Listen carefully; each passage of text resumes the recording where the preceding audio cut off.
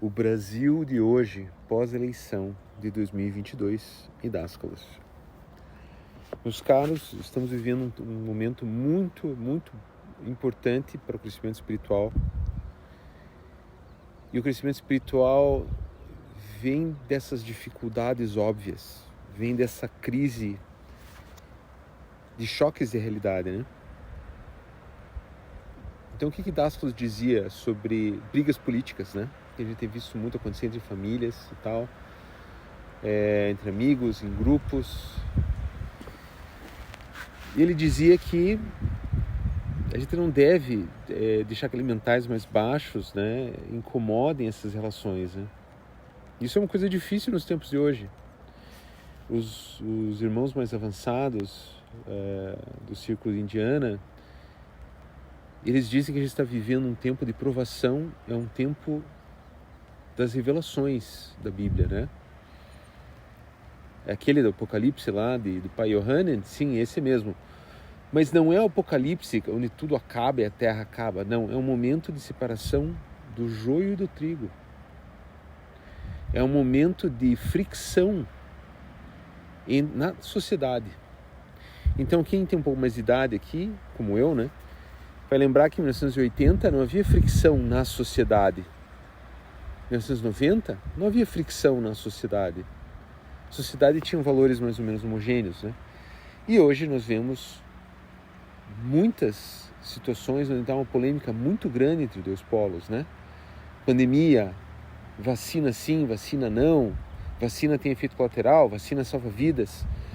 E é muito interessante, porque se você pegar a perspectiva de uma pessoa de qualquer desses pontos, ela tem razão. E agora nas eleições também, né, a gente tem um lado, um presidente com uma postura muito oposta do outro. E vão ter pesquisadores, vão ter pessoas que se chamam espirituais, na dimensão da dualidade, escolhendo um lado. E não tem nada errado com isso, né? O que eu acho interessante é que muitas vezes as pessoas chegam... Eu recebi alguns e-mails de pessoas pedindo para votar nessa ou naquela pessoa, dizendo que o lado, a perspectiva delas era verdadeira e espiritual. Dos dois lados, né? Mas o que Dascalos falaria sobre isso, né? Sobre esse drama que a gente está vivendo agora, nessa crise social mesmo que a gente está tendo pós-eleição, né? A primeira coisa que ele diria é: dê tua opinião, use tua consciência, use o pensamento reto, dê tua opinião, mas não tente ficar convencendo os outros que você está certo, né? Não tente entrar em briga sobre isso, né? Mas ao mesmo tempo não fique quieto, fale o que você pensa disso, né? E outra coisa que ele falava, isso vindo das lições orais, tá? Você não vai encontrar em nenhum livro. Isso aí foi Daniel que passou, né? Que na dualidade você deve medir as coisas com a mesma medida, com a mesma régua. É aquela, no Brasil a gente fala aquela expressão, 2 pesos, 2 medidas. Não, tenha um peso e uma medida para todas as situações. Não puxe a sardinha para o teu lado, ou o lado do teu político, ou o lado da tua ciência, ou da tua religião, né? Trate a todos de maneira igual. Isso é a única coisa que ele falava sobre a dualidade, né? Porque todo o trabalho de Dascalos é a gente transcender a dualidade, a gente tomar consciência que o nosso inimigo também somos nós. Ah, mas o inimigo cometeu crimes, falou mentiras. Sim. Você pode ir lá demonstrar ele, né? Se tiver nas regras da sociedade um mecanismo legal que a sociedade escolheu para organizar a sociedade de certa maneira e havendo provas, seja feita a lei. Mas isso cabe aos juízes, né? Dê a César o que é de César. César aqui, nessa frase, é a matéria. É o rei da matéria.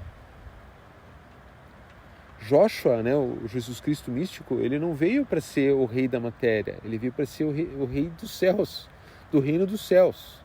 Ele não estava interessado na matéria, a dualidade sempre vai estar em confusão, né?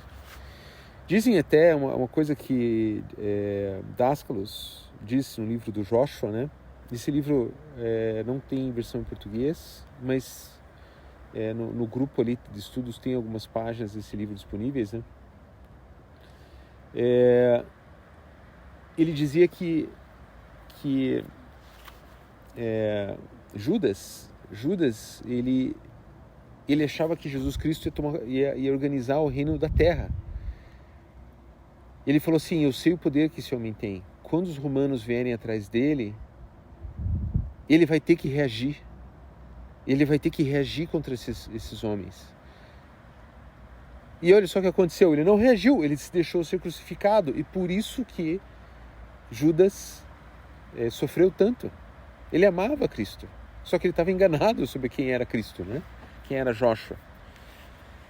Então, da mesma maneira, um pesquisador da verdade agora, ele tem que tentar procurar se afastar desse turbilhão de energias negativas, emocionais e tal. É meio difícil. O Gustavo, personalidade temporária, eu não consigo me separar direito. Eu penso na minha família, se vai acontecer com o país, penso, não tem como escapar, né? E tem exercícios dos pesquisadores que são pra gente superar a raiva, o ódio, mas essa é uma superação consciente. Não é que você vira uma banana, você vira uma mosca morta, aquela propriedade de plástico que compra em prateleira lá. Não, você não vai vencer isso da noite por dia. Isso é um trabalho interior de transmutação, de alquimia da tua raiva, numa atitude de superação, de transcendência, né? Tem os exercícios do Leão da Nemeia, né? São exercícios que você pode aprender fazendo no círculo iniciante, né? Vai ter um início desse trabalho, e depois no círculo intermediário a gente vai mais a fundo daí com mais ferramentas, né? Se você ainda sente raiva, se ainda tem discussão com os familiares, não fique se sinta culpado com isso, não se bata com o chicote, isso é outra face do egoísmo também. Nós somos humanos encarnados na dualidade e demora anos para superar isso. Eu faz 4 anos que eu tenho que lidar com a minha raiva, né? Eu não estou ainda superado nisso, né? Você precisa de ferramentas para superar isso. Precisa ter uma disciplina também, uma decisão de querer se tornar uma pessoa menos raivosa. Então, eu tenho um amigo meu, por exemplo, que ele está sobre o domínio da luxúria, né? Que é um outro trabalho de Hércules, né? Não me entenda mal. A sexualidade não tem nada errado para Dasclos. O amor, fazer amor com a pessoa a nível mental, emocional e material, né? Físico, né? Quando você ama alguém, você tem um relacionamento psiconoético com a pessoa, você pode transar com essa pessoa, tudo bem, né? Não tem nenhum pecado nisso. Mas a luxúria é quando você quer transar com desconhecidos, ou só por transar, ou só pelo prazer, né? Essa energia suga muito a nossa vitalidade. E quem praticar os exercícios vai tomar consciência direta disso. Não é só uma verdade intelectual, um dizer intelectual, é uma coisa que você vai perceber na energia do teu corpo, né? Eu tenho um amigo meu que ele decidiu, não, eu não vou ter mais luxúria, né? Ele está solteiro agora, está saindo com muitas mulheres ao mesmo tempo, e ele não consegue controlar isso, não consegue ganhar essa batalha. Por quê? Porque ele está lutando contra o elemental. A gente vai ver também mais tarde nos ensinamentos que a gente não deve lutar contra o elemental, que o ideal é ignorar ele, tomar consciência e desenergizar ele, pensar em outra coisa. E ao mesmo tempo tem que pegar as ferramentas dos trabalhos de Hércules, né?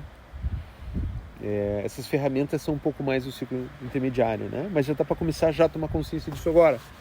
Então por que eu estou comentando isso? Porque a gente não vai vencer essa dificuldade das eleições brasileiras agora, da noite para o dia. Sim, você provavelmente vai acabar ainda tomando parte. Se você se vê com raiva, com ódio, brigando com pessoas, não brigue consigo mesmo, continue a energia de briga. Relaxa, tenta pensar outra coisa, tenha amor por si próprio. Tenha amor por si próprio onde quer que você esteja. Uma das naturezas do ser infinito absoluto é o amor a si próprio. Ame ao próximo como a ti mesmo, é um mandamento, né? Então essa verdade esotérica, as pessoas acham que espiritualidade é só amar o próximo. Não, você tem que amar o próximo, mas se você não amar a si próprio, você também não vai estar em paz para amar o próximo. Você não pode dar ao próximo o que você não tem dentro de você para contigo mesmo, né?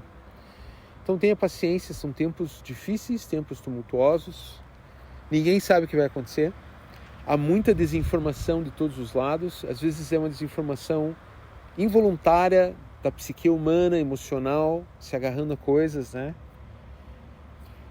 Use a razão, use a retidão no pensamento, medite sobre as coisas, questione, seja uma pergunta incessante e tenha tolerância com as pessoas que pensam diferente de você.